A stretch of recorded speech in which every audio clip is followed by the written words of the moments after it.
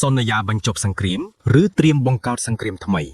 នាយករដ្ឋមន្ត្រីចាំផ្ទះថៃលោកអនុធីនបានចេញផែនការសាងសង់មហាកំពែងនៅតាមបណ្ដោយព្រំដែនកម្ពុជាតម្លៃរាប់លានដុល្លារស្របពេលជាមួយគ្នានេះតើថៃអាចនឹងបាត់បង់ចំណូលរាប់ពាន់លានដុល្លារឬទេក្រោយពីប្រមាថសាសនាហិណ្ឌូធ្វើឲ្យឥណ្ឌាខឹងសម្បាដល់កម្រិតកំពូលហើយសម្រាប់បងប្អូនដែលបារម្ភពីសុវត្ថិភាពទាហានខ្មែរយើងទាំង10កំពែងនេះដែលត្រូវថៃខាត់ខ្លួនថ្ងៃនេះខ្ញុំមានដំណឹងពិសេសជូនបងប្អូនសូមកុំអាលទៅណាព័ត៌មានលំអិតនិងស៊ីជម្រៅមាននៅទីនេះជម្រាបសួរបងប្អូនជនរួមជាតិខ្មែរបងប្អូនទាំងក្នុងប្រទេសនិងក្រៅប្រទេសជាទីគោរពនិងជាទីរាប់អាននៅថ្ងៃទី1ខែមករាឆ្នាំ2026នេះខ្ញុំបាទមានព័ត៌មានថ្មីក្តៅៗតែម្ដងដើម្បីយកមកចែករំលែកជូនទៅកាន់ពុកម៉ែបងប្អូនរឿងរ៉ាវទី1តាក់ទិនទៅនឹងលោកអនុធីនឆានវីរៈកុលដែលជានាយករដ្ឋមន្ត្រីចាំផ្ទះរបស់ប្រទេសថៃបាននិយាយថាប្រសិនបើលោកជាប់ឆ្នោតជានាយករដ្ឋមន្ត្រីនាពេលខាងមុខក្នុងឆ្នាំថ្មីនេះលោកនឹងបញ្ចប់សង្គ្រាម 100% ស្ដារស្ថានភាពសេដ្ឋកិច្ចឲ្យកើតឡើងវិញហើយមួយវិញទៀតអ្វីដែលលោកគួរតែធ្វើបំផុតនោះគឺសាងសង់នៅរបងខណ្ឌចែកព្រំដែនសីមាឲ្យច្បាស់លាស់ពិតប្រាកដរវាងកម្ពុជានិងប្រទេសសៀមរបស់គាត់ផងដែរ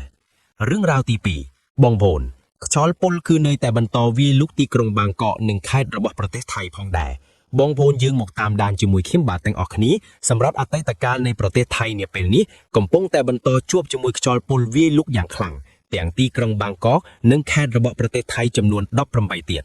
បងប្អូនយើងអានឹងហើយចូលចិត្តបាញ់ផ្សែងពុលដាក់ទាហានកម្ពុជាដាក់ប្រជាពលរដ្ឋកម្ពុជានៅតាមព្រំដែនឥឡូវនេះកម្ពុជាទាំងអស់នេះអត់មានចាំពេលណាទេបងប្អូនយើងគឺតបស្នងវិញភ្លាមតែម្ដងខ្យល់ពុលកម្រិតខ្ពស់ PM 2.5 កំពុងតែជាបញ្ហានៅក្នុងប្រទេសថៃនិងបន្តមិនស្រាកស្រាននោះទេដោយគិតត្រឹមថ្ងៃទី30ខែធ្នូឆ្នាំ2025កំហាប់ភាគល្អ PM 2.5 ស្ថិតនៅក្នុងកម្រិតគ្រោះថ្នាក់បានគ្របដណ្ដប់ទីក្រុងបាងកកនិងខេត្តចំនួន18បន្ថែមទៀតតាមរយៈការចុះផ្សាយរបស់គេហទំព័រខៅស៊ូតនៅឯទីក្រុងបាងកកខ្យល់ពុលបានវាយប្រហារតំបន់ចំនួន65មជ្ឈមណ្ឌលទំនាក់ទំនងបញ្ហានៃការបំពុលខ្យល់បានឲ្យដឹងថាកម្រិត PM 2.5 បានឈានទៅដល់កម្រិតគ្រោះថ្នាក់ដល់សុខភាពខណៈដែលកម្លែងខ្លះឡើងទៅដល់ 67.1 មីក្រូក្រាមក្នុង1ម៉ែត្រគូបនៃខ្យល់ដែលនេះគឺលើសពីកម្រិតរបស់រដ្ឋាភិបាលថៃដែលគិតត្រឹមតែ 37.5 មីក្រូក្រាមតែប៉ុណ្ណោះក្នុង1ម៉ែត្រគូបនៃខ្យល់អញ្ចឹងបងប្អូនយើងឃើញថាធម្មតាគឺត្រឹមតែ 37.5 មីក្រូក្រាមប៉ុន្តែបច្ចុប្បន្ននេះគឺកើនរហូតទៅដល់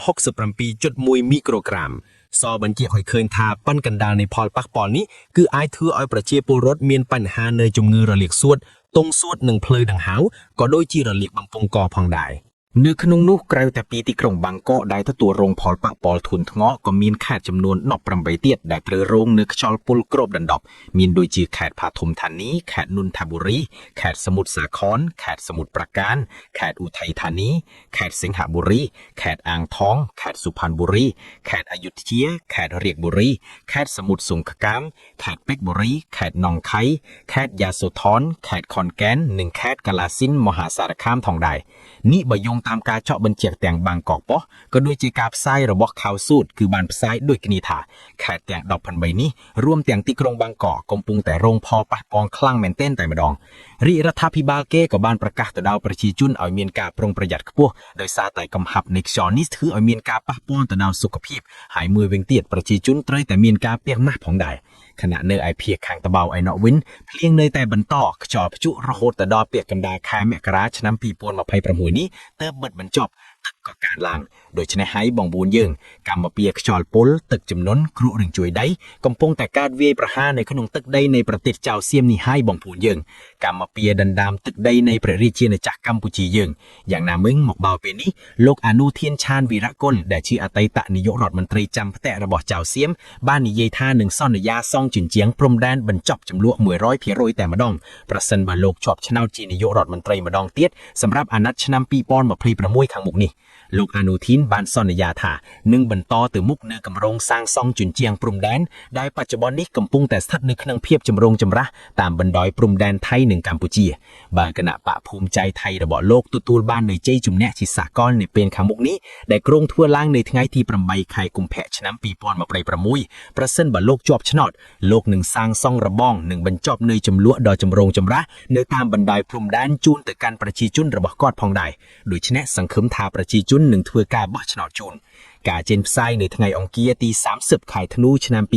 2025បាងកក់ប៉ុស្តិ៍បានឲ្យដឹងថាលោកអនុทินបានសង្កត់ធ្ងន់ថាជញ្ជាំងនេះនឹងការបញ្ចប់នៃសង្គ្រាមនេះគឺជាមូលដ្ឋានគ្រឹះនៃរបៀបវារៈសន្តិសុខជាតិរបស់គណៈបកលោកបានបញ្ជាក់បន្ថែមទៀតថាជញ្ជាំងព្រំដែនដែលបានស្នើឡើងនេះមានបំណងពង្រឹងនូវសុខសុវត្ថិភាពសម្រាប់ទាំងបុគ្គលិកយោធានិងប្រជាជនស៊ីវិលបន្ទាប់ពីមានចំនួនព្រំដែនជាមួយកម្ពុជាដែលបានធ្វើឲ្យមានមនុស្សរាប់ម៉ឺននាក់ត្រូវបានផ្លាស់ប្ដូរទីលំនៅគម្រោងនេះបានទទួលការយល់ព្រមពីព្រះនាងម្ចាស់ជូឡាបូនដែលមានគម្រោងនឹងអនុវត្តជាដំណាក់កាលនៅក្នុងជំហានដំបូងនៃការសាងសង់គឺចាប់ផ្ដើមនៅក្នុងតំបន់មិនមានចំនួនពិសេសនៅក្នុងស្រុកបុងណាមរ៉នខេត្តចន្ទបុរីជញ្ជាំងនេះត្រូវបានប៉ាន់ប្រមាណថាមានតម្លៃប្រហែលជា7លានបាតនៅក្នុង1គីឡូម៉ែត្រឬស្មើនឹង$24,000សហរដ្ឋអាមេរិកនៅក្នុង1គីឡូម៉ែត្រដោយប្រើប្រាស់ថវិកាជាមុខនៅក្នុងកញ្ចប់ថវិកាហិរញ្ញវត្ថុរចនាសម្ព័ន្ធផែនការនេះរួមបញ្ចូលទាំងផ្លូវយុទ្ធសាស្ត្រសម្រាប់លបឡាតសាងសង់នៅពីក្រោយជញ្ជាំងដើម្បីអនុញ្ញាតឲ្យមានការឆ្លើយតបពីសន្តិសុខបានយ៉ាងឆាប់រហ័សផងដែរតើប្រជាជនថៃប្រតិកម្មយ៉ាងណាក្រោយឥណ្ឌាធ្វើបហេការឈប់ប្រើប្រាស់ផលិតផលនិងមិនទើលែងទឹកដីនៃប្រទេសថៃការធ្វើបហេការចំពោះប្រទេសថៃពីសំណាក់អ្នកកាន់សាសនាហិណ្ឌូរាប់លានអ្នកនៅក្នុងពិភពលោកកំពុងតែคล้ายជាប្រធានបទនៃការជជែកវែកញែកដ៏ក្តៅគគុកនិងដាក់សម្ពាធយ៉ាងធ្ងន់ធ្ងរលើរដ្ឋាភិបាលទីក្រុងបាងកកមូលហេតុគឺដោយសារដែលកងទ័ពរបស់ថៃហ៊ានកំទេចនៅរូបសំណាកព្រះវិស្ណុនៅក្នុងតំបន់អាសន្ននេសតំបន់ជម្លោះនៅក្នុងទឹកដីកម្ពុជាទង្វើនេះបានបញ្ឆេះកំហឹងពីសំណាក់ប្រជាជនឥណ្ឌាក៏ដូចជាអ្នកកាន់សាសនាហិណ្ឌូផ្សេងទៀតនៅលើពិភពលោកឈានទៅដល់ការប្រកាសធ្វើបហេការមិនប្រើប្រាស់ទំនិញរបស់សៀមនិងមិនទៅលេងកម្សាន្តនៅក្នុងប្រទេសសៀមផងដែរកុំគិតថារឿងនេះតូចអីសោះសម្រាប់ប្រជាជនឥណ្ឌាជាង 1000 លាននាក់ដែលកាន់សាសនាហិណ្ឌូព្រះវិស្ណុមិនមែនជារូបសំណាកនោះទេប៉ុន្តែគឺស្មើនឹងដង្ហើមនៃជីវិតការកំទេចរូបសំណាកត្រូវបានចាត់ទុកថាគឺជាការប្រមាថមើលងាយដ៏ធ្ងន់ធ្ងរនៅអាទិទេពដ៏ខ្ពស់បំផុតរបស់ពួកគេពាក់ព័ន្ធទៅនឹងបញ្ហានេះសូម្បីតែអ្នកការសតេតជើងចាស់របស់ថៃក៏ស្ដីបន្ទោសរដ្ឋាភិបាលទីក្រុងបាងកកផងដែរថា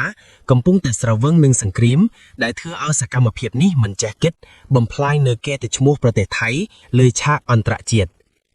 យ៉ាងណាមិញប្រជាជនថៃខ្លះក៏នៅតែបោះពាក្យសម្ដីយ៉ាងលយទៅកាន់អ្នកគោរពសាសនាហិណ្ឌូ